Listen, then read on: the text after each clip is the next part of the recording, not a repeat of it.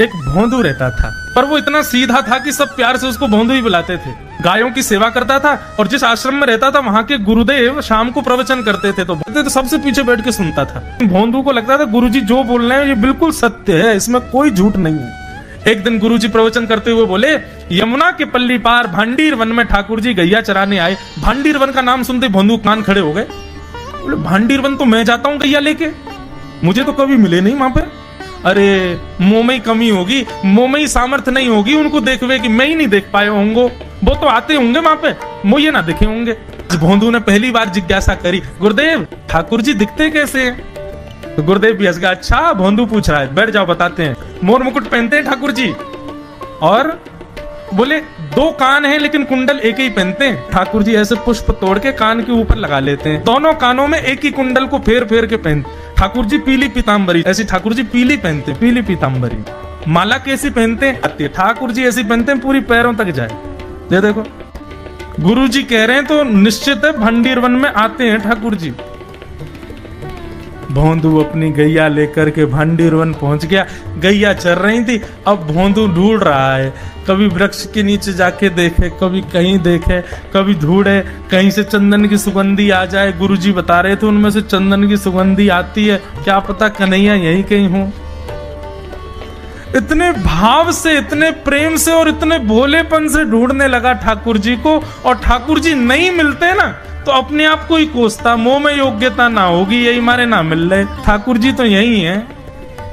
गुरु जी की बात गलत नहीं है, ठाकुर जी तो यही है। उसके उस सहज भाव पर, उसके उस सरल भोंदू पने पर ठाकुर जी रीझ गए। और इतने में ही भोंदू हताश निराश उदास बैठा था, खुद को कोस रहा था, मुंह में योग्यता ना है, मुंह ठाकुर जी मिलना है रहे। इतने में ही देखा सामने से असंख्य गायों का झुंड आ रहा है, और भोंदू ने जैसी उन गायों को देखा, ऐसी गाय कभी देखी नहीं, अलग गाय, सींग चमक रहे हैं, सींगों के ऊपर के भाग में सोने चांदी मड़े हुए हैं, ऐसी ऐसी सुंदर सुंदर तंदुरुस्त गैया।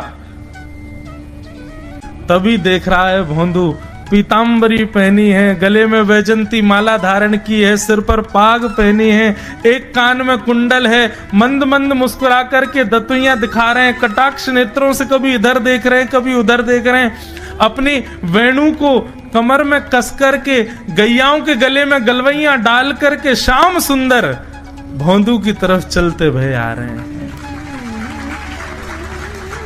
ये दृश्य देखकर के हाथ पांव कांपने लगे भोंदू के। उसको लगा मेरे पास तो आएंगे ही नहीं, है वहीं से मुड़ जाएंगे, अब मैं उनके पास जाके उनको असहज नहीं करूंगा, यहीं से देख लूं, यहीं से प्रणाम कर लूं। लेकिन जैसे जैसे प्रणाम करके ऊपर देखता, ठाकुर जी और पास आ रहे हैं, और पास आ रहे हैं, और पास आ रहे हैं। जैसे ही ठाकुर जी आकर के बैठे, भोंदू के पास शब्द नहीं है, हाथ पैर कंपित हो रहे हैं, उसको सूझ ही नहीं रहा करूं क्या मैं, इनके लिए क्या बिछाऊं, कहां बैठाऊं। ठाकुर जी ने अपने आप ही भोंदू के गले में हाथ डाली, अरे तेरा नाम कहा है? जैसे ही ठाकुर जी ने नाम पूछा, भोंदू अपना ही नाम भूल गया, बोले मुझे याद ही नहीं मेरा नाम क्या है, पर प्रेम से सब लोग मुझे भोंदू बुलाते हैं। अब तो भोंदू नाम सुनते ही ठाकुर जी ताली दे दे के हंसने लगे, तेरा नाम भोंदू है? बोले हाँ मेरा नाम भोंदू है। और ठाकुर जी आपको अच्छा लगा? बोले हाँ बहुत अच्छा लगा। आपको नाम कहा है? ठाकुर जी बोले तुम वो ना जाने?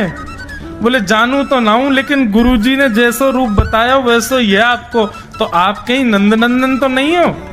ठाकुर जी बोले हाँ मैं नंद नंदन नहीं हूं, यशोदा जी को लाला, नंद जी को लाला। भोंदू बोलो जय हो भगवान, आज आपके दर्शन है गए। गुरुजी और सब बालकन को तो आप शायद रोज ही मिलते होंगे, लेकिन मैं ही अभागो, मुंह को आप आज ही मिले हो। ठाकुर जी बोले अब चल बात मत बनावे, जल्दी कछु खवा, मुंह को भूख लग रही है। भोंदू एक कपड़े में रोटी बांध के उसमें मिर्च और गुड़ रख करके लेके गया। 2 रोटी थी। भोंदू ने जैसे ही खोली, एक रोटी ठाकुर जी के सामने धर दी, एक अपने पास रख ली। बोले मैं भी तो खाऊंगा। ठाकुर जी ने बढ़िया रोटी ऐसे घुमाई और प्रेम से गुड़ खामे और रोटी पान लगे प्रेम से, और ठाकुर जी तो चप चप करके नेक देर में पा गए। भोंदू तो भूल ही गए, मुँह खानो भी, और ठाकुर जी को ही देख रहा है। ठाकुर जी बोले और जोर की भूख लगी, ला अपनी रोटी दे दे। भोंदू बोलो मुँह को भी भूख लगी है। बोले अच्छा चल आधी आधी खा ले, या मैं तो आधी तू खा ले आधी मैं खा लूं, दोनों खा लिए। कल तो नेक्स्ट से ज्यादा सी रोटी ले आइयो, भूख ज्यादा लगे, और सुन यही समय आइयो, मिलूंगा कल भी तोते। ठाकुर जी अपने मार्ग पर चले गए। भोंदू इतना प्रसन्न है, बोले आज मुझको ठाकुर जी मिल गए। गुरुदेव के प्रवचन का समय हो गया, भोंदू पीछे जाके बैठ गया, अपने गुरुदेव को प्रणाम करे, इनकी कृपा से ठाकुर जी मिले। उसने किसी को नहीं बताया, उसको लगा सबको ही मिलते हैं भगवान, मुझे ही मिले हैं बहुत दिन बाद। दूसरे दिन भोंदू खूब सारी सामग्री रसोई घर में इकट्ठा करके जाने लगा। किसी ने जाके गुरुदेव से कह दिया कि भोंदू बहुत सारी सामग्री ले जा रहा है। गुरुदेव ने जाके कही, भोंदू इतनी सामग्री ले जा रहा हो भैया, वो भंडारो करेगो का? नहीं गुरुजी भंडारो तो नहीं करूंगा, वो नंद नंदन नाम है, वो यशोदा नंदन मदन मोहन, वो अपनी गैया चरा के आए, कल भी आए, मेरी रोटी खा गए, मैं भूखो ही रहेगा कल। या हमारे ज्यादा सी ले जा रहा हूं, बेचारे बहुत भूखे आए कल, कि उनको पेट भर जाएगा, मैं भी पा लूंगा, या हमारे गुरुजी आज ज्यादा सामग्री ले जा रहा हूं। गुरुदेव ने मन में सोचा, ये बात कोई और कहे तो अविश्वास किया जा सकता है, लेकिन भोंदू झूठ नहीं बोलता। भोंदू कभी झूठ नहीं बोलता, भोंदू की बात पर विश्वास करना ही पड़ेगा। गुरुदेव बोले सुन सुन, ठाकुर जी आए थे? बोले हाँ। अच्छा, उनका रूप कैसा था? जैसा रूप आपने बताया था ना गुरुजी, बिल्कुल वैसा, ऐसे कटाक्ष नेत्र, मोती जैसे दांत, ठाकुर जी की मुस्कान ऐसी, पाग ऐसी, कान ऐसे। गुरुदेव के तो नेत्र बंद हो गए, वे सब अनुभव करने लगे। लेकिन गुरुदेव बोले रूप कैसा भी बता दे, चरण यदि इसने बता दिए तो मैं मान जाऊंगा कि ठाकुर जी थे। अच्छा तूने चरण देखे? बोले हाँ गुरुजी मैंने चरण देखे। चरण कैसे थे? ठाकुर जी के चरण जब वो चल करके आगे बढ़ते हैं ना तो चिन्ह बन जाते हैं। कहीं ध्वजा बनी थी, कहीं शंख बना था, कहीं कुछ बना था, और उनके जो नखून है ना उनमें से ऐसा लगता है मानो जैसे कोमल का पराग हो, कमल का पराग हो। और चरणों का रंग कैसा, जैसे मानो जैसे गुरुदेव कमल होता है ना, कमल की आकृति, ऐसे ठाकुर जी के चरण। जब चरण का यथावत वर्णन भोंदू ने कर दिया, गुरुदेव समझ गए, बोले निश्चित ठाकुर जी आते। नहीं तो भोंदू कहां जाने, इतनी बुद्धि नहीं है उस पे कि वो इतना सब कुछ ढूंढ धाड़ के मुझे बताए। भोंदू एक काम करेगा? बोले हाँ। ठाकुर जी आएंगे तो तेरे सखा बन गए? बोले हाँ। तो उनको लेकर के आश्रम आ जा, यहां पे आ जा। भोंदू बोला कि इतने योग्य बालक हैं, लेकिन ठाकुर जी ने किसी से नहीं कही, मुझसे कही है। अगर मैंने ये काम नहीं किया तो मेरा जीवन व्यर्थ है। भोंदू को लगा ठाकुर जी सबसे ही मिलते हैं, गुरुजी किसी से भी कह के बुलवा लेते, मुझको काम दिया। भोंदू ने तो उसको अपने हृदय में ले लिया, अब ये काम मुझे करना है। बोले गुरुजी मैं वचन दे के जा रहा हूं, ठाकुर जी को मैं लेके आऊंगा। जा बेटा। भोंदू वन में चला गया। अब तो उसको मिलने की भी एक्साइटमेंट नहीं है और कोई उसके मन में भाव ही नहीं है, उसको ये है बस ठाकुर जी को मैं ले जाऊं। जाकर के बैठा, ठाकुर जी अपनी गैया चराते भये, ठाकुर जी आए, रूप देख करके फिर से भावुक हो गया भोंदू। ठाकुर जी आकर के बैठ गए, बोले चल जल्दी निकाल रोटी, भूख लगी है मुंह को। भोंदू सजाता जा रहा है थाली, ठाकुर जी को देता जा रहा है। बोले जय जय, एक प्रार्थना करूं? बोले करो। आप मेरे संग मेरे सखाओ ना आप? बोले हाँ तेरो सखाऊं, तो मेरी बात मानोगे? बोले कहा, आप मेरे संग आश्रम चलो गुरु जी के पास। ठाकुर जी रोटी पाते जा रहे, ठाकुर जी ने अनसुनी कर दी बात। बोले जय जय कछु कहो ना, आप चलोगे ना? ठाकुर जी बोले हम तेरे सखा हैं, तेरे गुरु जी के सखा नहीं है। तू मोते मिल, तू मेरे संग खा, तू मेरे संग रहे, तू कछु कर, तो कुछ सब अधिकार है, लेकिन ये हम गुरु जी ते मिल बातें मिल ये सब हम नहीं करेंगे। हम बस तेरे सखाएं तो ये जाने और कोई ये ना जाने। ए जय जय ऐसे मत कहो ना, वे नहीं बताते तो मैं तो आपको देख ही नहीं पाता, मैं तो आपको जानता ही ना हूं। उनने ही तो मुझको बताई कि आप भांडीर बनाते हो, आपका रूप ऐसा है। उनने कृपा करके मुंह को आपसे मिलवाए हो, वही हमारी मित्रता के मूल आधार है, उनसे तो मिलवे चलो ना। ठाकुर जी बोले देख ज्यादा जिद मत करे, हमने तो उसे एक बार कह दी हम नहीं जाएंगे नहीं जाएंगे नहीं जाएंगे।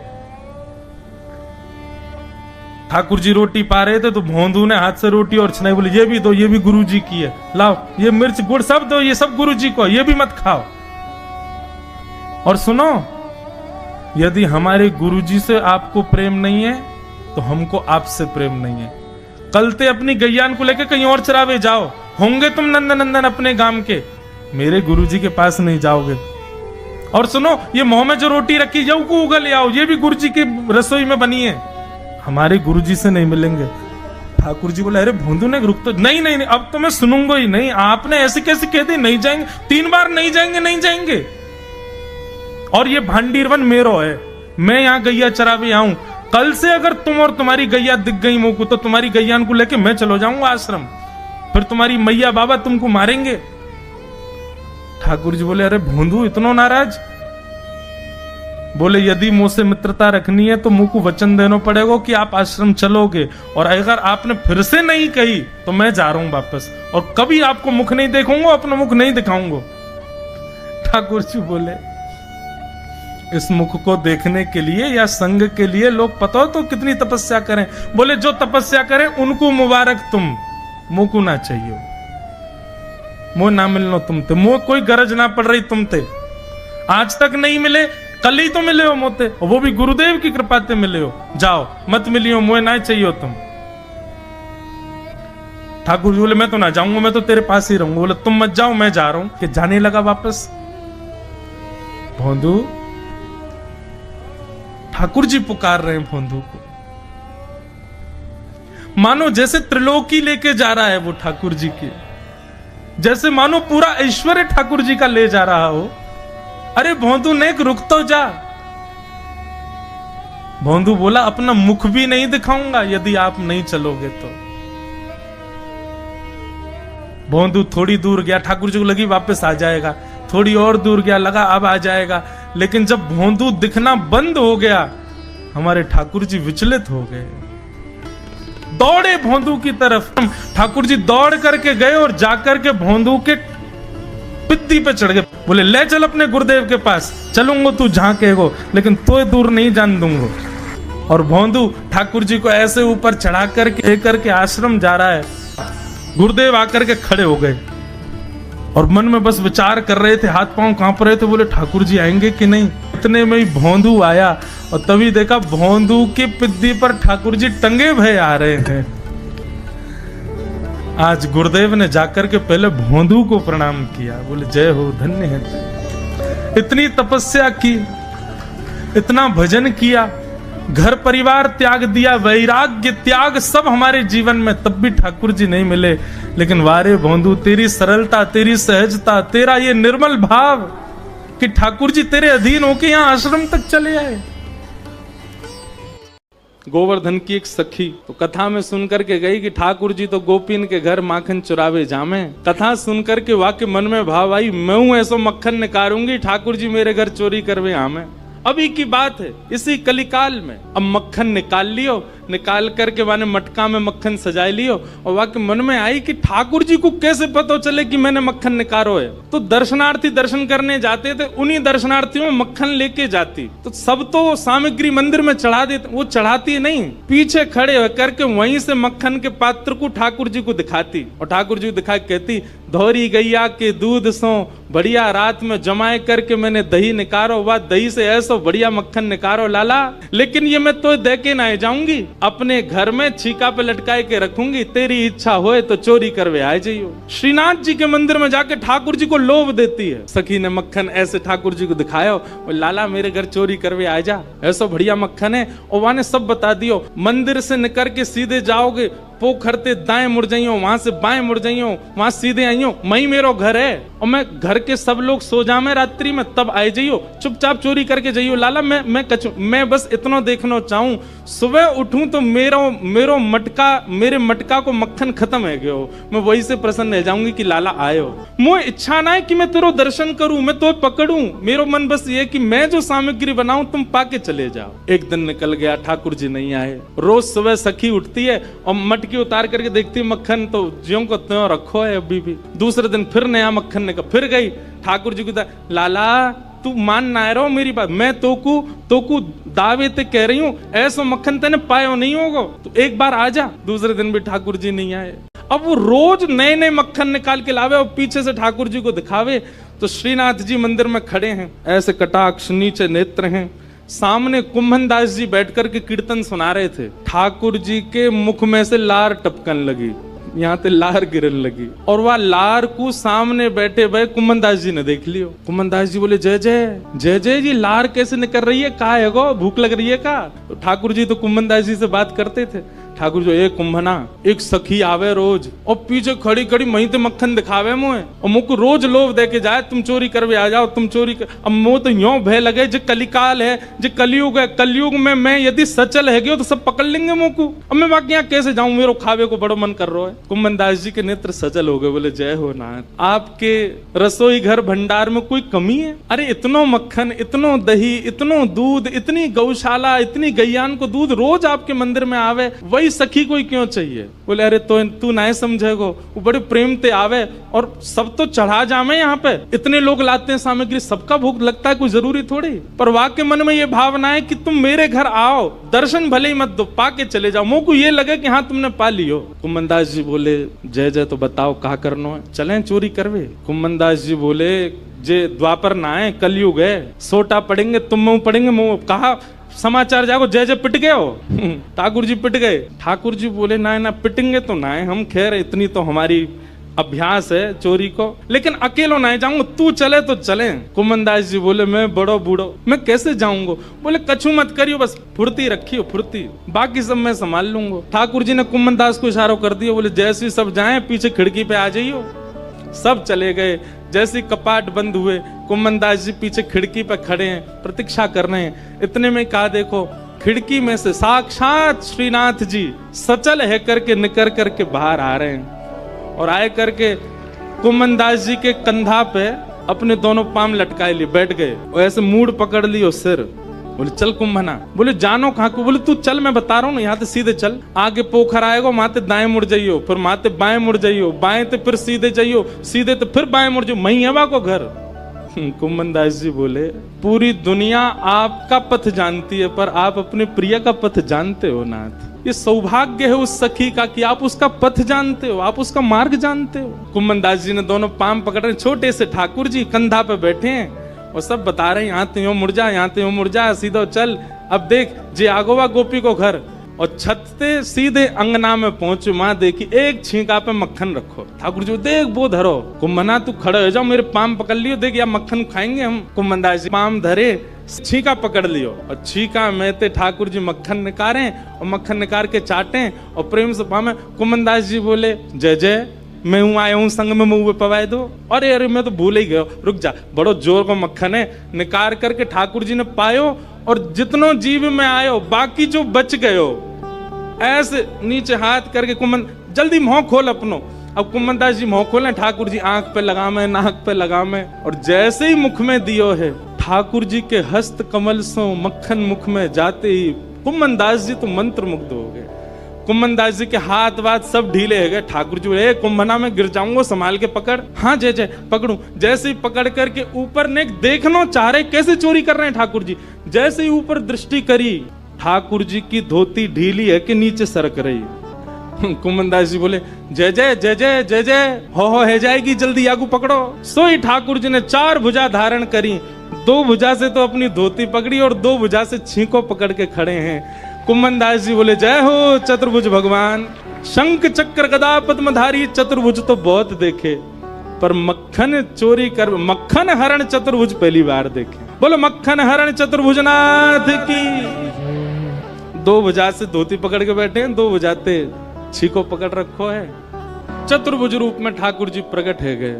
कुम्मनदास जी वह रूप को देख करके आनंदित है गए। कुम्मनदास जी के तो हाथ ढीले पड़ गए, नेत्र बंद है गए, भावावेश में चले गए। अब कुम्मनदास जी के तो तन हिलन लगो। अब तो कुम्मनदास जी नीचे को हिलन लगे। ठाकुर जो, ए कुम्भना कहा कर रहा है? अरे कुम्भना, अरे मैं गिर जाऊंगा कुम्भना, ऐसा मत करे। कुम्मनदास जी को कहां सुनाई दे। और इतने में कहावे कुम्मनदास जी तो बेसुध है के नीचे भये और ठाकुर जी वही छीका पे ही लटक गए। और ठाकुर जी जैसे ही लटके सो छीका पे तो मटकी नीचे गिर गई। मटकी नीचे गिरती जोर की आवाज भई, पूरे घर के लोग उठ गए, ओ चोर आ गए, चोर आ गए, चोर आ गए। सखी ने उठाया मोटो वारो बांस और निकर के जैसे ही बाहर आई, कुम्मनदास जी तो बेसुध पड़े। ठाकुर जी झटपट उछल करके माथे भाज गए। कुम्मनदास जी वहीं रह गए। सखी ने आए करके महाराज कुम्मनदास जी में डंडा दिए 15-20, लेकिन कुम्मनदास जी तो नेत्रों से नीर बहा रहे हैं। और जैसे ही देखे श्री कुम्मनदास, ए बाबा, ए कुम्भना, तुम तो वहां मंदिर में कीर्तन गाओ है बाबा, तो शर्म नहीं है? अब घर में चोरी करवे आयो है, मक्खन चुरावे आयो? जो मक्खन ठाकुर जी के काजे निकालती वह तू चुरावे आयो? तब कुम्मनदास जी ने ये बहुत सुंदर पद गाया, तू है सखी बड़ भाग बड़ी, नंदलाल तेरे घर आवत है। कुम्मनदास जी चरणों में गिर गए उस सखी के और बोले, मैंने पूरे विश्व को उनका यश गाते हुए सुना है। अरे सखी तेरे धन्य भाग, कल रात्रि में ठाकुर जी तेरो यश मुंह को सुना रहे। बोले ऐसे मक्खन निकारे, ऐसे मटकी में धरे, बाको घर यहाँ है, यहाँ कुएं, ऐसी है वैसी है, तेरो यश ठाकुर जी गावे। पर ये तेरो यश गावत है, पर ये तेरो यश गावत है। कुम्मनदास जी कह रहे हैं वो तोसो इतनो प्रेम करें, इतनो प्रेम करें, इतनो प्रेम करें। ठाकुर जी बोले, सखी बोली कितनो प्रेम करें? तब कुम्मनदास जी कहते हैं, कुंभन दास लाल गिरिधर के, कुंभन दास लाल गिरिधर के, वे तेरे ही हाथ बिकावत है। अरे सखी, तू अगर लाला को कहीं बेकऊ आवेगी ना तो वो बिकऊ जाएंगे तेरे हाथन से, इतना प्रेम करें। राधे राधे। ठाकुर जी की और मधुर लीलाएं देखने के लिए चैनल को सब्सक्राइब कर ले और लाइक कमेंट करना ना भूलें। एक व्यक्ति को ठग मिला, वही बता रहे थे ना, वो सबसे पूछे मुझे ठाकुर जी कैसे मिलेंगे, तो इतने में ही सब बोलते मंदिर में चले जाओ, कोई कहता परिक्रमा लगा आओ, कोई कहता ये कर लो, लेकिन नहीं मिले ठाकुर जी। तो रोता रोता एक गली में पहुंचा तो वहां से एक ठग आ रहा था, उससे पूछने कि मुझे ठाकुर जी कैसे मिलेंगे। तो ठग ने देखा, बोले कि इसकी स्थिति बड़ी भावुक है, रो रहा है और ठाकुर जी से मिलने के लिए बड़ा व्याकुल है, लेकिन इसके हाथ में 2-3 सोने की अंगूठी हैं, गले में एक चैन भी पहनी है, उसके पास में बैग है, उसमें भी कुछ तो रुपए पड़े ही होंगे, चलो इसको मिलवाते हैं ठाकुर जी से। बोले मेरे साथ चलो, मेरे पीछे पीछे चलो। और जैसे बोला पीछे, वो तो इतना उत्साहित हो गया, चलो चलो मिलवाओ ठाकुर जी से। जमुना जी ले गए। जमुना जी जाकर के बोले अब सारे वस्त्र उतार दो, अपने झोला रख दो नीचे। वस्त्र उतार दिए तुरंत। बोले कैसे मिलेंगे ठाकुर जी? बोले जितना पहना है सोना चांदी सब उतार दो। सब उतार दिया। बोले बस एक वस्त्र में रहो, जाओ कंठ भर जमुना जी में खड़े हो जाओ। तुरंत चला गया। अब उसको ठंडी कहां लगती है, उसको गर्मी। जिसको ठाकुर जी से मिलने की इच्छा हो उसको फिर बाह्य व्यवहार, फिर जिसको प्रेम हो गया हो ना, उसको ना भूख लगती है, ना प्यास लगती है, ना नींद लगती है, ना ठंड लगती है, ना गर्मी लगती है, कुछ नहीं लगता। प्रेम अद्भुत वस्तु है। हम आप सब लोगों को जो होता है वो आकर्षण है। हम आप सब लोगों को जो होता है वो संसारी केवल और केवल मोह है। बहुत 0.1% किसी जीव को प्रेम होता है। हमारा आपका प्रेम स्वच्छ नहीं है, लेकिन जिसको प्रेम हो जाता बाधित नहीं करती। अपने प्रियतम को अगर देखना है तो कितनी भी ठंड पड़ रही हो वो ठंड में जग जाएगा। अपने प्रियतम के लिए भूखा रहना है तो रह लेगा। चला गया, यमुना जी में खड़ा हो गया कंठ भर जल में और बोले नेत्र बंद कर लो। और नेत्र बंद करके श्री राधा पुकारते रहो, जब तक मैं कहूं नहीं तब तक आंख मत खोलना। जैसे ठाकुर जी सामने आएंगे मैं बोलूंगा कि आंख खोलो तभी खोलना। तुरंत आंख बंद करके खड़ा हो गया। ठंड पड़ रही थी, कंठ भर जमुना जल में खड़ा है। श्री राधा श्री राधा श्री राधा श्री राधा। ठग ने सारे कपड़े उठाए, झोला उठाया, अंगूठी सब उसकी ली, भाग गया।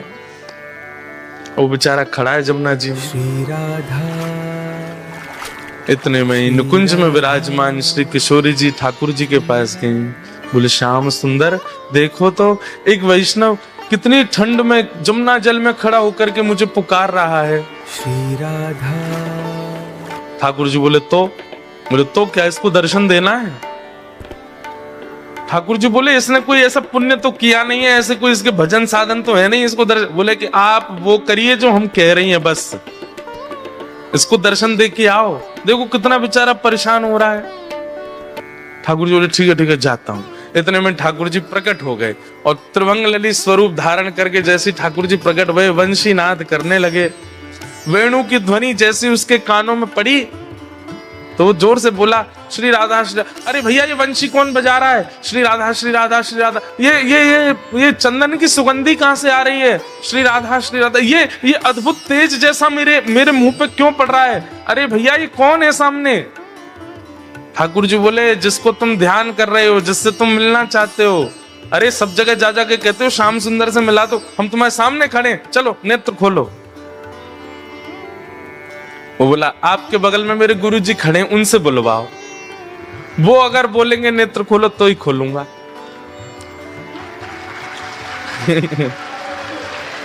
ठाकुर जी आप आ गए, बहुत अच्छा किया आपने अपने वचन का निर्वहन किया, पर आपके बगल में मेरे गुरु जी खड़े हैं, वही मुझे लेकर के आए थे। उन्होंने ही कहा था जमुना जी में खड़े हो जाओ, राधा राधा जपो। गुरु जी कहाँ गए मेरे? बोले कि यहाँ कोई गुरु नहीं है। अरे मेरे गुरुजी वहीं होंगे, वही मुझे गली में मिले थे, वही मुझे लेकर के आए थे। ठाकुर जी बोले वो कोई गुरु नहीं है, ठग है, एक नंबर का ठग। तो वो जो खड़ा था जमुना जी में बोला सुनो मुझे पता है आप ठाकुर जी नहीं हो।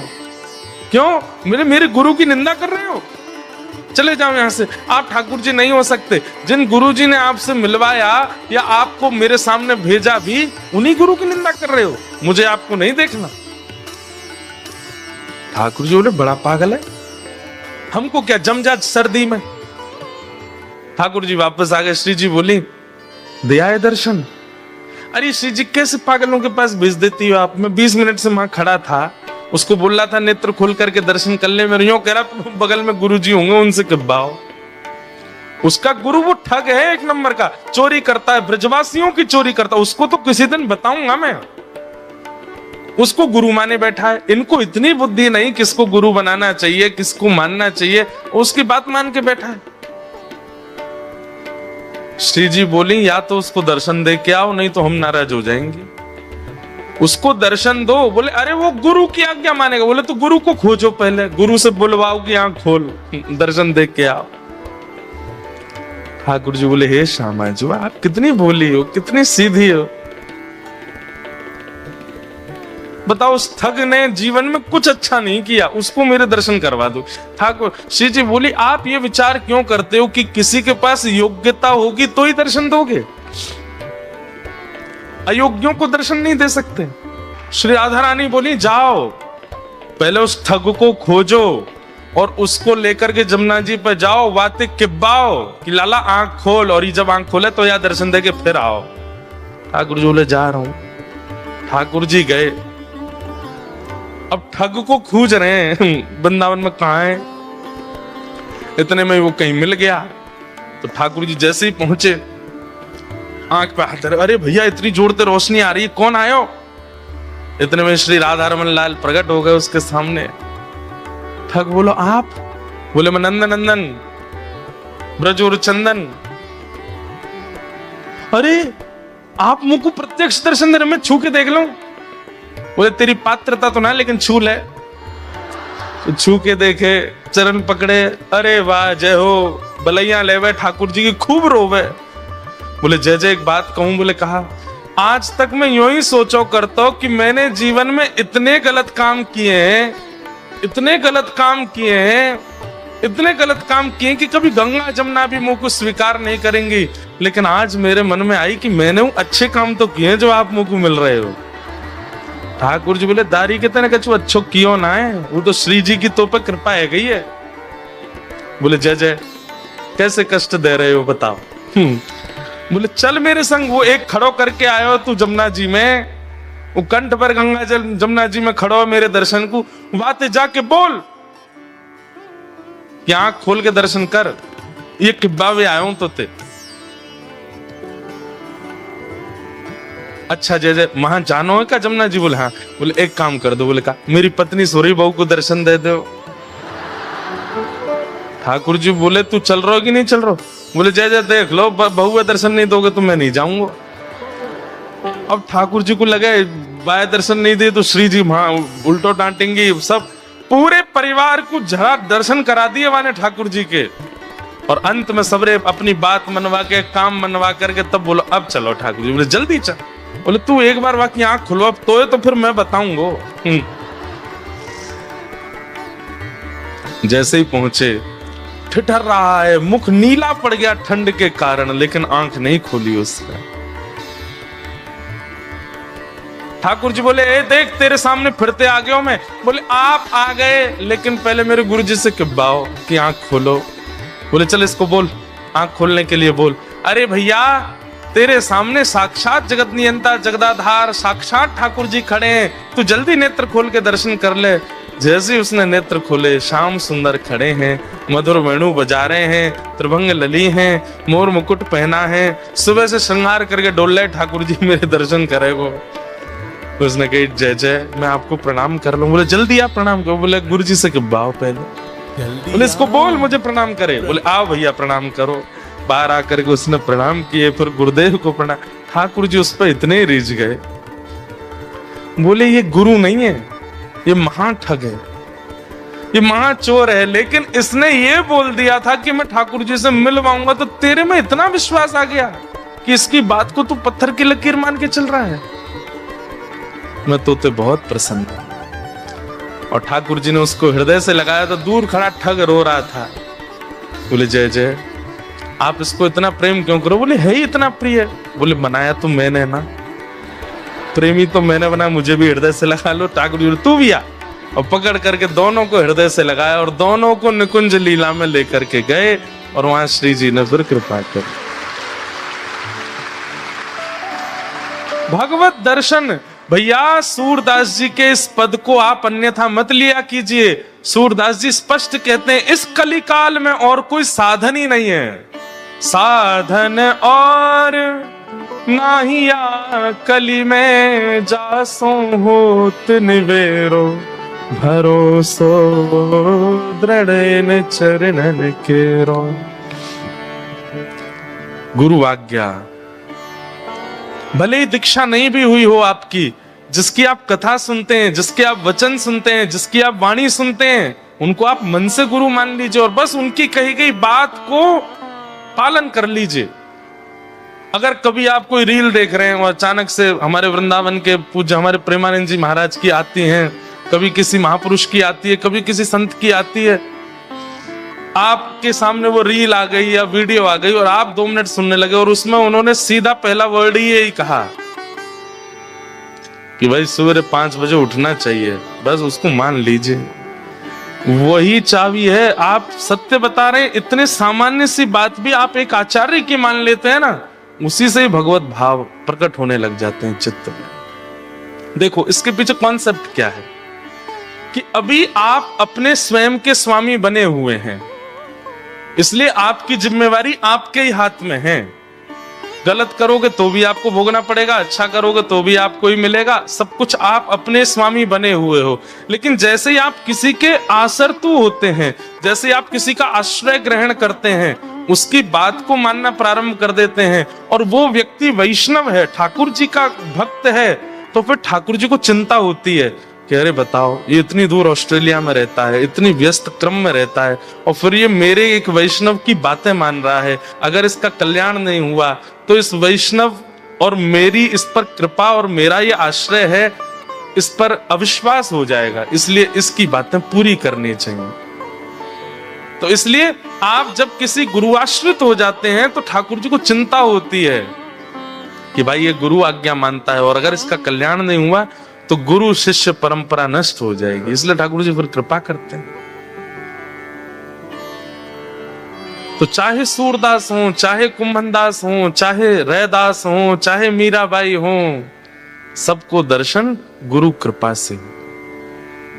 कुछ वैष्णव ब्रज यात्रा करने के लिए आए, 84 कोस की यात्रा, और उस समय की बात है जब गाड़ी साधन नहीं थे, महीनों लगे पहले तो वृंदावन आने में, और फिर वृंदावन से 84 कोस यात्रा करी। तो 84 कोस यात्रा करने के बाद गोपाल जी का मंदिर था वृंदावन में, गोविंद देव जी के पास। वहां रात्रि सब लोग आकर के अपनी यात्रा विश्राम किए। अब कल सबको वापस उड़ीसा निकलना था, तो रात में सब एक दूसरे को गले मिल रहे थे, सब एक दूसरे को धन्यवाद कह रहे थे, बढ़िया यात्रा हमारी पूरी हो गई। उस यात्रा में एक वयोवृद्ध थे, उन वयोवृद्ध की एक युवा लड़के ने बड़ी सेवा करी थी। तो वो वयोवृद्ध इतने प्रसन्न होकर उस बालक को हृदय से लगा, तेने मेरी बड़ी सेवा करी, तू चल मेरे साथ वापस, मेरी नातनी तेरे बराबर की है, उसी से तेरा ब्याह कराऊंगा मैं, बड़ी सुंदर है, उससे तेरा ब्याह होगा, और तू चल वापस, तेरे को उपहार में मैं अपनी नातनी से ब्याह कराऊंगा। वो भी प्रसन्न हो गया, करा देना, हम तो बैठे तैयार।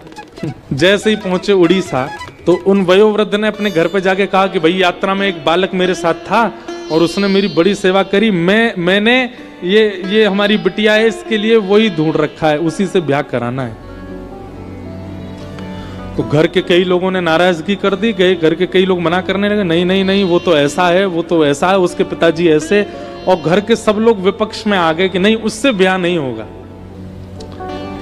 अब वो बालक दूसरे दिन आ गया, बोला आपने कहा था ब्याह का कुछ, मैं अपने परिवार को लेके आया हूं, आप बात कर लीजिए, ब्याह कर लीजिए। अब वो वयोवृद्ध जो थे बेचारे, अब वो क्या करें, उन्होंने कहा कि तू पागल है क्या, मैंने ऐसा थोड़ी कहा था, अपने मन से कुछ भी बना रहा है, ये सब बातें फिजूल की कर रहा, मैंने कोई ब्याह की बात नहीं करी इससे।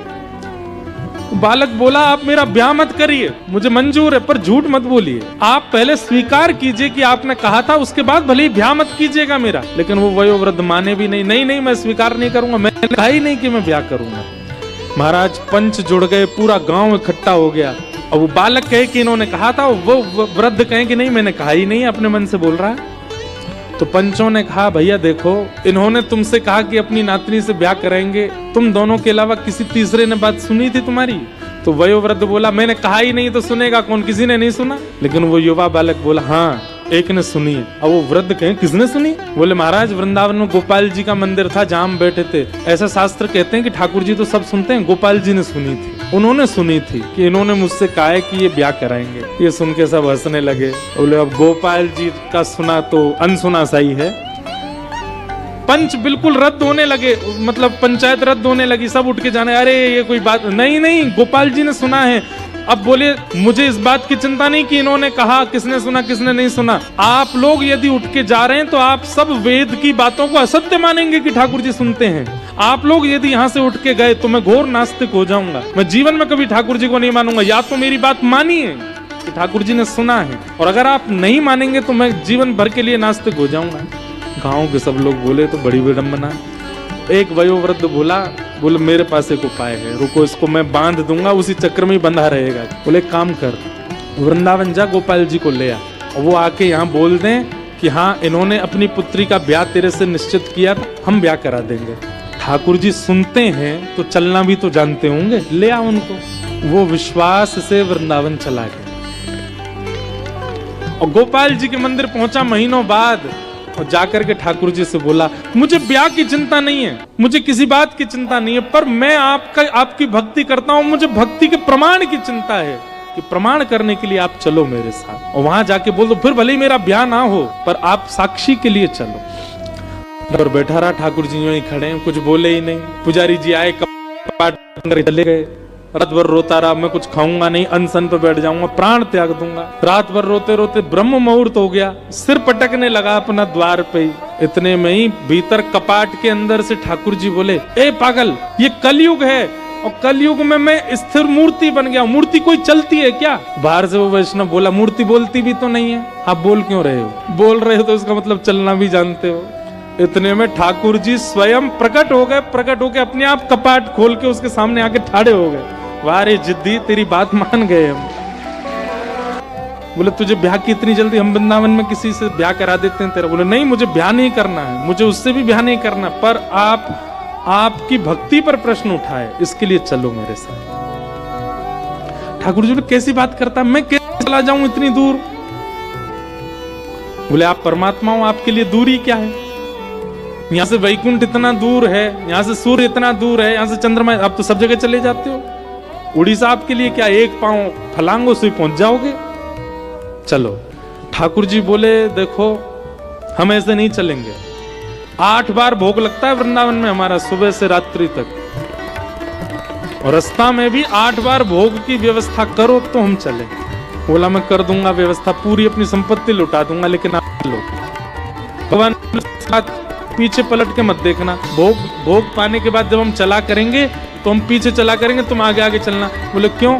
बोले हम मधुर मधुर मुस्कान, मधुर ताल, मधुर मधुर ढंग से चलते हैं, कहीं हमारी किसी छवि पर तुम मोहित होकर प्राण त्याग दिए तो? हमारी छवि तो प्राण हरण कर लेती है। अब हमारी किसी छवि पर तुम्हारे प्राण चले गए तो वन में अकेला रह जाऊंगा मैं, इसलिए तुम पीछे मत देखो। उसने कहा कि मुझे कैसे पता चलेगा कि आप चल रहे हो? ठाकुर जी बोले हम नूपुर पहन के चलेंगे, नूपुरों की आवाज आएगी तुमको। ठीक है। महाराज पूरे वृंदावन से खूब सामग्री खरीदी उसने और ठाकुर जी को लेकर के रात्रि में ही निकल पड़े। ठाकुर जी नूपुर बजाते हुए टेढ़ी मेढ़ी सी चाल लटक झटक करके चल रहे हैं। चलते सीधे नहीं है, टेढ़े मेढ़े ही चलते हैं। जैसे भोग पाने की इच्छा होती तो ठाकुर जी ने एक वंशी का रव कर देते तो वो समझ जाता कि अब इनको भोग की इच्छा है, तो वहीं रुक के चूल्हा चिताते, कुछ बनाता, ठाकुर जी को पवाता। जैसे ही उड़ीसा आया, समुद्र के तट पर पहुंचे, चलते चलते ठाकुर जी के नूपुरों की आवाज आनी बंद हो गई। रेत, समुद्र की रेत प्रवेश कर गई नूपुरों में, और जैसे ही रेत नूपुरों की आवाज आनी बंद हुई तो उसने पीछे मुड़ करके देखा तो ठाकुर जी कोई मधुर आसन बना करके खड़े थे, कोई मधुर अपने त्रिभंगी स्वरूप बना करके खड़े थे। तो रूप देखते ही पहले तो मोहित हो गया, दूर से बलैया लेने लगा, नेत्र सजल हो गए, ठाकुर जी के रूप लावण्य पर वारी हो गए। ठाकुर जी बोले हमने मना किया था ना, हमको मत देखना। ठाकुर जी कितने सुंदर हैं आप। अब मेरी एक बात मान लीजिए, क्या आप यहां तक आ गए हैं, अब कृपा करो यहीं बस जाओ, अब वापस वृंदावन मत जाओ, यहीं रह जाओ। ठाकुर जी स्थिर हो गए। ठाकुर जी बोले अब हम आगे नहीं जाएंगे। बोले 5 किलोमीटर रह गया गांव मेरा, नेक और चल दो। भगवान बोले इतने किलोमीटर चल के आ गए, अब 5 किलोमीटर तेरे गांव के नहीं आ सकते यहाँ पे? बुला ला उनको यहीं पे। और फिर ठाकुर जी ने कहा ये जगन्नाथपुरी का मार्ग है, कालांतर में लोग जगन्नाथपुरी जाएंगे, तेरी साक्षी देने के लिए मैं यहाँ आया हूँ। अब नियम लेता हूँ, जो भी यहाँ आएगा सबकी साक्षी रखूंगा कि सब जगन्नाथपुरी आएगा। इसलिए उनका नाम पड़ा श्री साक्षी गोपाल। भक्ति कैसी? आप ठाकुर जी के पीछे चले नहीं, ठाकुर जी आपके पीछे चल दिए। आपके प्रेम में विवश होके, आपके भाव में विवश होके, आपकी श्रद्धा में विवश होके ठाकुर जी चल दिए आपके पीछे। और फिर भगवान ने साक्षी दी और गांव के लोगों ने उसका ब्याह करा दिया। ठाकुर जी ने ब्याह की भी साक्षी करी। ऐसे श्री गोपाल जी। एक गोपी अपने सिर पर एक डलिया में बहुत सारे फल लेकर के और बेचवे के काजे जा रही है, और रास्ता भर कहती जा रही है अरे कोई आम ले लो, कोई सेब ले लो, कोई अमरूद ले, और पूरे ब्रजमंडल में चिल्लाती वही जा रही है आम ले लो, सेब ले लो, अमरूद ले लो, संतरा ले लो। उस स्वर को जब नंद नंदन ने अपने नंद भवन में क्रीड़ा करते हुए श्रवण किया, नन्हे से गोपाल जी हैं, केवल 3 वर्ष की आयु है ठाकुर जी के, मोटे मोटे पाम, मोटे मोटे हाथ, ठाकुर जी को नेक सो पेट, बटुआ सो मुंह, और ठाकुर जी क्रीड़ा कर रहे हैं। और क्रीड़ा करते करते तोतली बानी में यशोदा मैया तो कहने लगे, बोले मैया मैं फल खरीदवे जाऊंगा। मैया बोली लाला ऐसे ना मिलो करें, फल बेचवे वारे को कछु देनो पड़े, तेरे पास तो कछु है ना है, तू कमावे धमावे तो है ना है, इतना बड़ा है को, अब वो घर में बैठो रे। 3 वर्ष के हैं ठाकुर जी बस। ठाकुर जी बोले मैया जे नंद भवन कौन को है? बोले तेरो है। लाख गैया कौन की है? बोले जेऊ तेरी है। और ये नंद बाबा कौन को है? बोले येऊ तेरो। और मैया तू कौन की है? बोले मैं भी तेरी हूँ। मैं इतनी सबरी संपत्ति को मालिक हूँ, तू यूं कैसे कह रही है? मैं कछु कमाऊं धमाऊं ना, ये सबरो मेरो ही है मैया। और मैया देख आज मैं तेरे सामने फल खरीद के लाऊंगा। बोली जा, मैं भी तो देखूं कैसे जाएगा। सो ठाकुर जी फल खरीदने के लिए जा रहे हैं नन्हे से ठाकुर जी। तो कहाँ लेके जा रहे हैं? बोले जल्दी से जहां पर सारे सामग्रियां रखी जाती हैं, ऐसे सामग्री गृह में गए और वहां से 2 मुट्ठी गेहूं अपने हाथ में भर के, और नन्हे से 3 वर्ष के ठाकुर जी इतने इतने से हाथ ऐसे अंजलि में गेहूं भर के, और ठाकुर जी अपनी मटकीली सी चाल बाकी अदा से उछलते कूदते भय और फल बेचे वारी के पास फल लेवे जा रहे हैं। यशोदा मैया एक झांक करके एक तरफ से ठाकुर जी की इस लीला को देख रही है। अब कूदते भय ठाकुर जी जा रहे हैं। जितने गेहूं लिए, कितने गेहूं आए होंगे ठाकुर जी के हाथ में? ज्यादा से ज्यादा आए होंगे 25-30। और वो यूं उछलते उछलते गए, सब गिर गए। अरे कोई आम ले लो, सेब ले लो, अमरूद ले लो, कहती हुई जैसे ही जा रही थी तभी उसकी दृष्टि पड़ी एक गली में, और वो गली जा रही थी नंद भवन की ओर। नंद भवन से नन्हे से बालक, नन्हे से सांवरे सलोने ठाकुर जी, छोटी सी धोती पहनी है, हाथन में पद्म राग के कड़ूला पहने हैं, गले में कौस्तुभ मणि पहनी है, सुंदर घुंघराले केशन को गूंथ करके यशोदा मैया ने ऊपर सुंदर मोतीन से लड़ बांध करके वहां में एक मोर पीछ लगायो भयो है। नन्हे से ठाकुर जी इतनी व्याकुल भरी दृष्टि से देख रहे हैं उस फल बेचने वाली को कि कहीं चली ना जाए, वहां से पहले मैं जाके आते फल ले लूं। ठाकुर जी के उस रूप को देखते ही वो फल बेचने वाली वहीं रुक गई, देखने लगी सुंदर से ठाकुर जी। ठाकुर जी बाके सामने जाके खड़े है गए। उसने अपने फल की डलिया नीचे रखी। ठाकुर जी फल देख रहे हैं कौन से लेने। अब उंगली करके ठाकुर जी कह रहे हैं जेवारो दे दो, जेवारो दे दो, ये दे दो, ये दे दो, करते करते करते पूरी डलिया ही कह दी। बोले सबरी दे दो। गोपी बोली अरे लाला ये सब ऐसे ही ले जाएगो, कछु देगो ना मुकू? अरे ऐसे ना मिलो करे, कछु देनो पड़े, चल कछु दे मुकू तभी मिलेगी। ठाकुर जी बोले तो फिर रो काहे क्यों रही है? मैं ऐसे थोड़ी लेके जाऊंगा, नंद बाबा को ला लाऊं, मेरी सभी संपत्ति है, मैं अपनी संपत्ति में से कछु हिस्सा तुमको दूंगा तब फल लेके जाऊंगा। अच्छा दियो, कहा देगो संपत्ति में?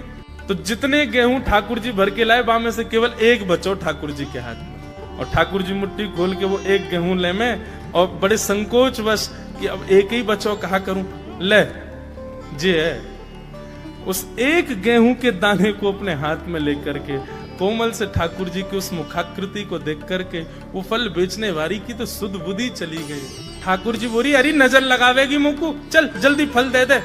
बोले फल दे तो दूं, लेके कैसे जाओगे? 4 आम के बराबर के तो तुम स्वयं हो, एक आम के ऊपर एक ऐसे 4 खड़े कर दूं तो इतने बड़े तो तुम खुद ही हो, कैसे लेके जाओगे? ठाकुर जी बोले बड़ी चिंता। तभी गोपी ने की अच्छा आओ मैं दूं।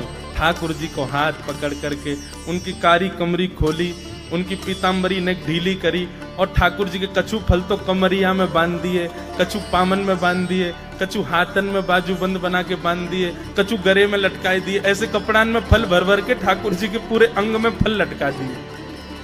अब ठाकुर जी को पेट तो है गयो ऐसो, यहाँ ते कमर निकल रही है, पीछे ते निकल रहा है, पीछे बस्ता की तरह वहां में कपड़ा में फल बंधे भये हैं, हाथन में बाजूबंद में भी केला आदि आदि सब बंधे भये हैं। और ऐसे ठाकुर जी मटकते भये, उछलते भये, और बड़ो श्रम है रोए, उठा नहीं पा रहे पाम को, इतना भारी है गयो पाम। और जैसे तैसे खिसक खिसक करके नंद भवन की ओर जा रहे हैं। इस रूप को जब उस फल बेचने वाली ने देखा, उसने अपनी फल की डलिया उठाई, और फल की डलिया उठा करके जब सिर पर रखी तो आगे चलते हुए नेत्र बंद हो गए। अब तो बस यही कहती जा रही है गोपाल ले लो, कृष्ण ले लो, माधव ले लो, मधुसूदन ले लो, गोविंद ले लो, नंद जी को लाला ले लो। राधे राधे। ठाकुर जी की और मधुर लीलाएं देखने के लिए चैनल को सब्सक्राइब कर ले और लाइक कमेंट करना ना भूलें। एक ब्राह्मण रहते थे काशी में, उनके कोई संतान नहीं थी। महादेव के चरणों में जाकर के उन्होंने अनन्य उपासना की, खूब तपस्या की, उनके भाव से प्रसन्न होकर के महादेव प्रकट हो गए और प्रकट होकर के बोले, विप्रदेव वर मांगो, क्या चाहिए? बोले, महाराज कुछ नहीं चाहिए, केवल गृहस्थ आश्रम में एक ही वस्तु की अभिलाषा होती है कि एक संतान घर में हो। मैं आपकी नगरी में रहता हूं, नित्य आपका सेवा करता हूं। मैंने वेद आदि कर्मकांड आदि इन नियमों को भी इसलिए सीखा था कि आपकी अर्चना कर सकूं। इनसे मेरा कोई और प्रलोभन नहीं है, लेकिन मेरा अभी एक प्रलोभन है कि मुझे एक संतान चाहिए और वो मुझे केवल आप प्रदान कर सकते हैं। इसलिए मैं घनघोर तपस्या कर रहा हूं कि महादेव प्रसन्न हो तो मुझे दे सकते हैं। भगवान शिव विश्वेश्वर यहीं गंगा के तट पर काशी में ब्राह्मण देवता से बोले, कैसा पुत्र चाहते हो? महादेव ने ब्राह्मण से कहा, कैसा बालक चाहिए तुमको? कुपुत्र चाहिए कि सुपुत्र चाहिए? ब्राह्मण ने कहा, दोनों की डेफिनेशन बताओ, कुपुत्र किसे कहते हैं, सुपुत्र किसे कहते हैं? बोले, कुपुत्र जो बहुत दुख दे और सुपुत्र जो बहुत सुख दे। ब्राह्मण देवता बोला, फिर तो सुपुत्र ही चाहिए हमको, दुख देने वाला बालक क्यों मांगेंगे? महादेव विश्वेश्वर कहने लगे, लेकिन एक नियम लागू होगा। क्या? कुपुत्र मांगोगे तो उसकी आयु बड़ी लंबी होगी, लेकिन सुपुत्र मांगोगे तो बहुत जल्दी मर जाएगा, 5 साल की आयु रहेगी बस उसकी। बोला, ये तो आप गेम खेल गए मेरे साथ, संतान भी दे रहे हो और ऊपर से अपने नियम भी लगा रहे हो, और उसमें भी ऐसा नियम लगाया है कि मैं कहां जाऊं। अगर पुत्र मांगू लंबी आयु वाला तो वो दुख देगा, तो ऐसे ऐसे पुत्र का फायदा क्या? और सुपुत्र मांगू तो फिर 5 साल के लिए ही मिलेगा। ये तो महादेव आपने मेरे को फंसा दिया, उलझा दिया मेरी बातों में। महादेव बोले, समय नहीं है, अन्नपूर्णा बुला रही हैं, जल्दी करो। तो बोले, प्रभु लंबे दुख से अच्छा तो क्षण भर का सुख है, तो आप कृपा करो सुपुत्र बालक दो। मैं ठीक है 5 साल ही सही, उस सुख तो पाऊंगा।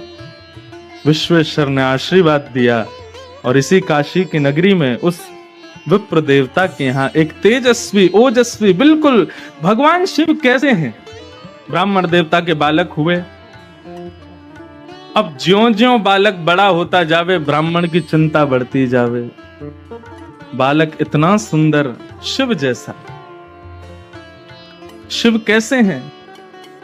बोले, जैसे चांदी का कोई पहाड़ हो ऐसे चमकते हैं महादेव। यदि कभी प्रकट हो जाए तो ऐसे दिखेंगे, बिल्कुल शिव जैसा वो बालक। उसकी क्रियाएं, उसकी मुस्कान, उसकी अलकावली, उसका मुखमंडल, सबको देख करके सुख लगता है। पिता नित्य चिंता करते हैं कि ऐसे बालक का क्या फायदा, 5 साल बाद तो चले जाना है। नित्य उसको गंगा स्नान कराते, नित्य विश्वनाथ का दर्शन कराते, नित्य काशी के संतों को प्रणाम करवाते, काशी के विद्वानों के सन्मुख ले जाकर के बैठ। उस बालक की ऐसी स्थिति हो गई, वो सबको प्रणाम करता था। एक बार जब उसकी आयु 4 वर्ष की हो गई, 1 साल की आयु रह गई, तो उस बालक को लेकर के उसके बोले, महाराज महादेव ने मुझे ये दिया है, लेकिन इसकी आयु केवल 5 साल की है और ये 4 साल का हो गया, मैं इसके बिना रह नहीं पाऊंगा। आप कैसे भी इसको जीवित रखो, इसकी आयु बढ़ाओ, आप संतों में ताकत है, आप चाहो तो महादेव को कह सकते हो मेरा भाव। बोले, यदि तुम चाहते हो ये बालक जीवित रहे तो इस पर संतों की इतनी कृपा हो जाए, इतनी कृपा हो जाए कि उस कृपा को महादेव चाहते हुए भी कभी नष्ट ना कर पाए। एक दिन आया और उस गली में महादेव के प्रथम 7 शिष्य सप्त ऋषि पधारे। सप्त ऋषि कौन हैं? भगवान शिव के पहले 7 शिष्य हैं। सप्त ऋषि पधारे। जैसे ही सप्त ऋषियों को उस बालक ने प्रणाम किया, सप्त ऋषियों ने आशीर्वाद दिया, चिरंजीवी भव। सप्त ऋषि हैं, महादेव के शिष्य हैं। ब्रह्म वाक्यम जनार्दनम, ब्राह्मण की वाणी जनार्दन की वाणी होती है। और मैंने ऐसा सुना है कि ब्राह्मण की वाणी को भगवान भी नहीं काट सकते। अब मेरे बालक की जिम्मेवारी आपकी है, 5 साल का ये हो जाए, इसका यदि बाल बाका हुआ तो पूरे नगर में ढिंडोरा पीटूंगा कि ब्राह्मणों की ऋषियों की बात मत मानना, ये झूठ बोलते हैं। सप्त ऋषि बोले, इस गली में लेके कौन आया था हमको? ब्राह्मण ने अपने बालक का हाथ ऋषियों के हाथ में दिया, बोले अब इसकी रक्षा आप करो, जब 6 साल का हो जाएगा तब लूंगा वापस। साल में एक वर्ष चिंता में नहीं रह सकता, अब आप इसको संभालो। सप्त ऋषि उस बालक को लेकर के बैठ गए, बोले क्या करें। तब ऋषियों ने विचार किया, बोले सृष्टि के रचयिता ब्रह्मा हैं, ब्रह्मा के पास चलो, वही कुछ कर सकते हैं। ब्रह्मा के पास उस बालक को लेकर के गए और जाकर के उस बालक ने प्रणाम किया। और प्रणाम में तो वो इतना निपुण था, लेट करके बिल्कुल दंडवत, डंडे की तरह सीधा होकर के बिल्कुल प्रणाम करता, फिर उठ करके फिर खड़ा होकर के फिर दोबारा प्रणाम करता, फिर उठ करके फिर खड़ा होकर फिर दोबारा प्रणाम। उसके प्रणाम को देख करके ब्रह्मा जी इतने मोहित हो गए, इतना छोटा सा बालक 4 वर्ष का क्या अद्भुत प्रणाम कर रहा है। ब्रह्मा जी ने उसको आशीर्वाद दिया, चिरंजीवी भव, चिरंजीवी भव, चिरंजीवी भव। सप्तऋषि बोले हमारी बला कटी अब इनकी जिम्मेवारी है। हंसने लगे सप्तऋषि। ब्रह्मा जी कहने लगे, बोले भैया हंस क्यों रहे हो। बोले काशी के एक ब्राह्मण का बालक है ये, और साक्षात देवादिदेव विश्वनाथ प्रभु ने ये बालक प्रदान किया है, और ये कह करके दिया है कि ये केवल 5 साल जिएगा। 4 साल का हो गया, इसका अंतिम वर्ष चल रहा है। हमने इसको चिरंजीवी भव का आशीर्वाद दिया, तो उसके पिता ने हमको ये बात बताई, हमने ला करके इस बालक को आपसे प्रणाम करा दिया। ब्रह्मा जी बोले तो तुमने अपनी बला मुझ पर डाल दी, अपनी चिंता मुझ पर डाल दी। बोले तो फिर क्या करते हम, हमसे चिंता सहन नहीं हो रही थी, अब आप ही इसकी रक्षा करो, और यदि आपकी वजह से इसकी रक्षा नहीं हुई तो हम तीनों लोगों में ढिंडोरा पीटेंगे कि ब्रह्मा के पास शक्ति नहीं है। ब्रह्मा झूठ बोलता है। ब्रह्मा जी बोले बड़े चतुर हो तुम लोग। बोले ये चतुराई इसके पिता से हमको मिली। ब्रह्मा जी बोले अब तो फिर एक ही उपाय है, स्वयं विश्वनाथ यदि चाहें तो ये बालक जी सकता है। और उस बालक को मैं लेकर के ब्रह्मा सीधे पहुंचे महादेव के पास। उस बालक ने जो दंडवत प्रणाम किया शिव को, बाकी सब तो बैठे बैठे उसका प्रणाम देखते थे, लेकिन महादेव तो उठ करके गए और बालक को हृदय से लगा दिया। बोले बालक चिरंजीवी भव, चिरंजीवी भव। जब महादेव ने आशीर्वाद दिया, ब्रह्मा के नेत्र सजल हो गए। परंतु ये कैसे संभव होगा, ये बालक आपने ही प्रदान किया है एक ब्राह्मण को, और इसकी आयु केवल 5 वर्ष की आपने बताई थी। महादेव को याद आया, बोले अरे ये तो वो प्रकांड विद्वान एक ब्राह्मण, उनका बालक है क्या। बोले हाँ, ये आपने ही तो दिया है, अब आप इसको चिरंजीवी कैसे बनाएंगे। बोले मेरी जिम्मेवारी है, तुम लोगों ने मुझे दी है, तो अब मैं देखता हूं कि यमराज इसका बाल बांका कैसे करता है, और वैसे भी ये मेरा ही है। महादेव ने अपना स्वरूप शिवलिंग उस बालक को प्रदान किया और कहा बेटा यहाँ काशी गंगा के तट पर बैठो, और नित्य प्रातः काल स्नान करके इस पर बिल्व पत्र चढ़ाना, राम राम मंत्र का जाप करना, और कभी कभी ओम नमः शिवाय का जाप करना। तुम्हारा कोई काम नहीं है, पूरे दिन केवल मेरे इस शिवलिंग पर तुम बिल्व पत्र चढ़ाते रहो। वो बालक नित्य विश्वनाथ की आज्ञा से उस शिवलिंग की पूजा करने लगा। 5 वर्ष जैसे ही पूर्ण हुए, 5 साल का वो बालक जैसे ही हुआ, यमराज प्रकट हो गए। अपनी तलवार से उस बालक के सर में प्रहार करने वाले थे, इतने में ही महादेव का त्रिशूल सामने आ, और आकर के महादेव ने कहा क्या कर रहे हो। बोले प्रभु इस बालक का जीवन आज पूर्ण होने वाला है, इसको लेने आया हूं। बोले आपको कैसे पता इसका 5 साल का जीवन है। बोले क्योंकि ये बालक आपने ही उस ब्राह्मण को दिया था, और 5 साल की आयु कह करके दिया था, तो मैं तो आपकी बात की रक्षा करने के लिए इस बालक को लेने आया हूं। 5 साल पूरे हो गए, अब इसके जाने का समय हो गया। महादेव बोले इस बालक को उस ब्राह्मण को किसने दिया। यमराज बोले आपने दिया। ये 5 वर्ष जिएगा, ये आज्ञा किसने की। बोले आपने करी। तो बोले तुम जानते हो शिव का दिन कितना बड़ा होता है। सतयुग त्रेता द्वापर कलयुग, सतयुग त्रेता द्वापर कलयुग, सतयुग त्रेता द्वापर कलयुग जब 71 बार बीत जाते हैं तब एक कल्प पूर्ण होता है। ऐसे अनंत कल्प पूर्ण होते हैं तब ब्रह्मा की एक रात्रि होती है।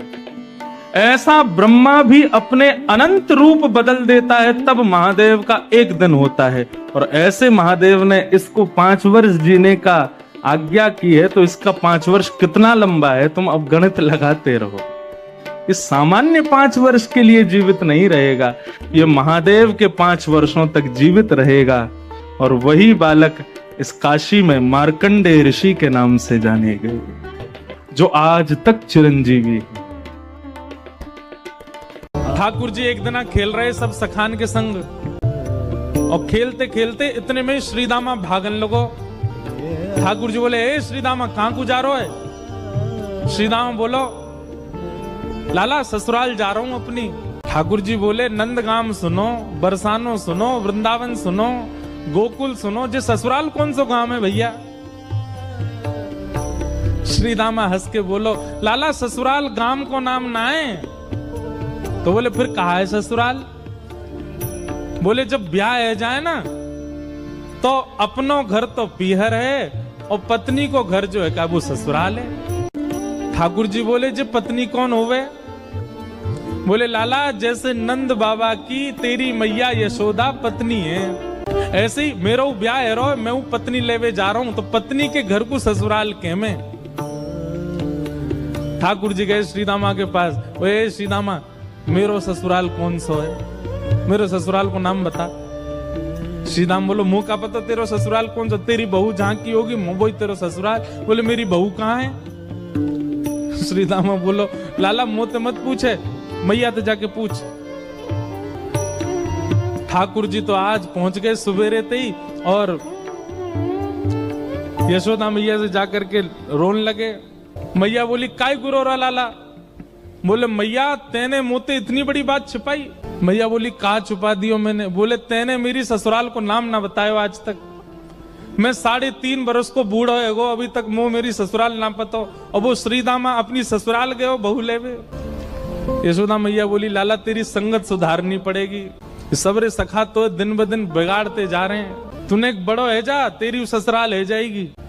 ठाकुर जी बोले, बड़े कैसे हूं मैं? बोले, जब खुद दूध पीन लगेगो, खुद नहान लगेगो, खुद तैयार है जाएगो, घर के सब काम अन्य करने लगेगो, तू बड़ा हो जाएगो, तेरो ब्याह करा दूंगी। महाराज वही दिना ठाकुर जी गए, अपने सबरे पुराने लत्ता कपड़ा लेकर के आए, धोने लगे उन्हें, अपने आप दूध पीने लगे, अपने आप भोजन करने लगे, अपने आप ही उठ पटांग श्रृंगार करने लगे। शाम को बोले, मैया मैं बड़ो है गो, अब ब्याह करा दे मेरो। मैया बोली, वाह दिन में ही बड़ो है गो तू। मैया तो बोले, मैया देख तू बात ने मत बदले, बार बार मोते कह तू ऐसा कर तो ब्याह कराऊंगी, बड़ो है जा तो ब्याह कराऊंगी। अब सब काम मैंने कर दिए, घर के सब काम काज करने लगो मैं, देख अपना श्रृंगार खुद करके आऊं, देख कैसा लग रहा हूं मैं। मैया बोली, ओठ वाली चीज आंखन में लगा के आयो, आंख वाली ओठन में लगा के आयो, यूं करो बड़ो है गो मैं। ठाकुर जी बोले, मैया मेरो ब्याह करा दे, नहीं तो श्रीदामा बहू लेके आ रहा हूं, बाकी बहू ले आऊंगा मैं, वही की बहू को ले आऊंगा, वही की ससुराल को अपना बना लूंगा। तभी एक सखा दौड़ो दौड़ो आयो, बोले, ए लाला देख श्रीदामा बहू लेके आ गो। बहू को नाम सुनते ही ठाकुर जी तो मचल गए, लेके चल मुंह को जल्दी। मैया रोकने लगी, बोले, लाला ने सुधर के तो जा, कैसो बन के जा रहा है?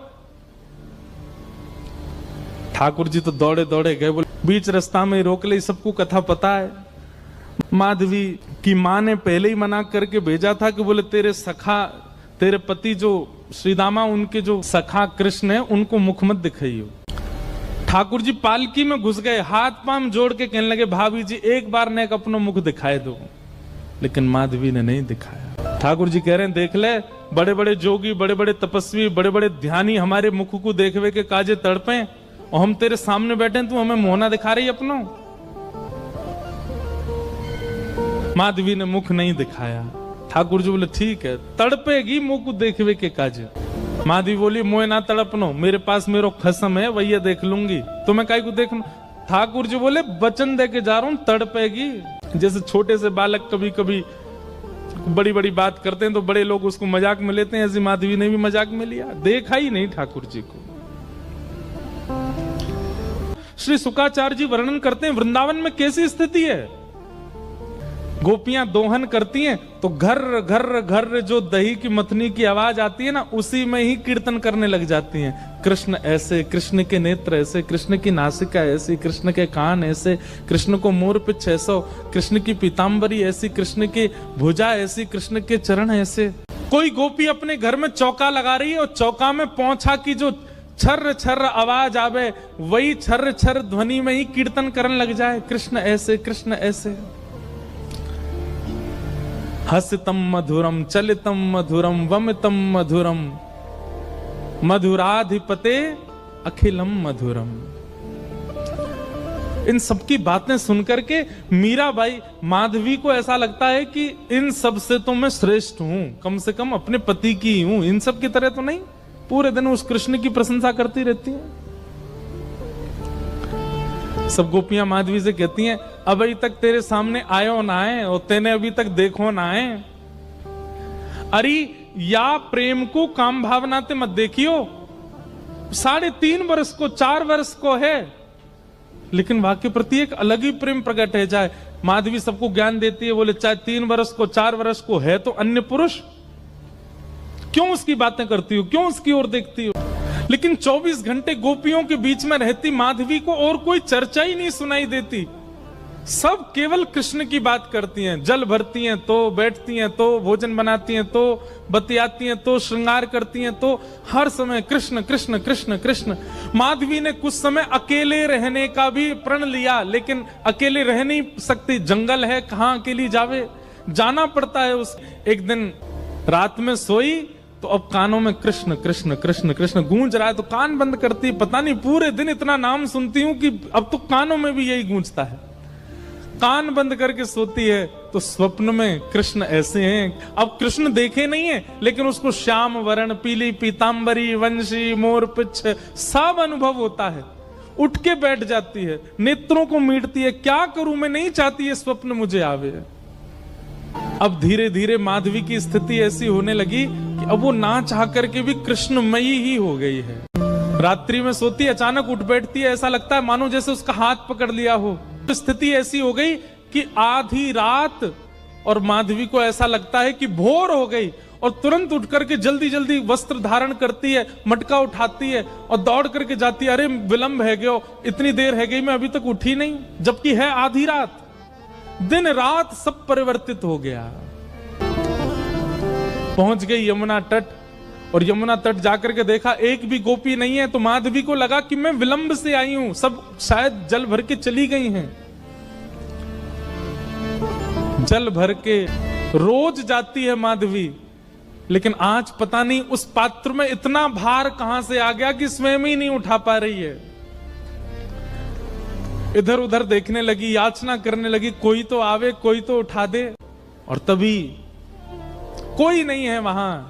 नंद नंदन श्याम सुंदर चलते हुए आ रहे हैं माधवी के पास। माधवी की मति घूम गई है, आधी रात ही आ गई, और तभी ठाकुर जी वहां पहुंच गए। पहले तो चाल देखी तो चाल पर मोहित हुई, फिर जब वक्ष देखा तो वक्ष पर, जब हाथ देखे तो हाथ की चलन पर मोहित हो गई, और मुख देखा तो भूल गई सुध बुध। ठाकुर जी आए और आकर के मंद मुस्काए के बोले, हेरी गोपी उचाए ना पा रही, चल ले मैंने एक हाथ लगा दूं, उचाले याकू। और एक तरफ से माधवी ने मटकी पकड़ी और दूसरी तरफ से ठाकुर जी आकर के नन्हे से गोपाल जी ने जैसे ही हाथ लगाया, मटकी उठने लगी। लेकिन मटकी पर नेक सहारा देते माधवी रख लेती, ऐसा नहीं।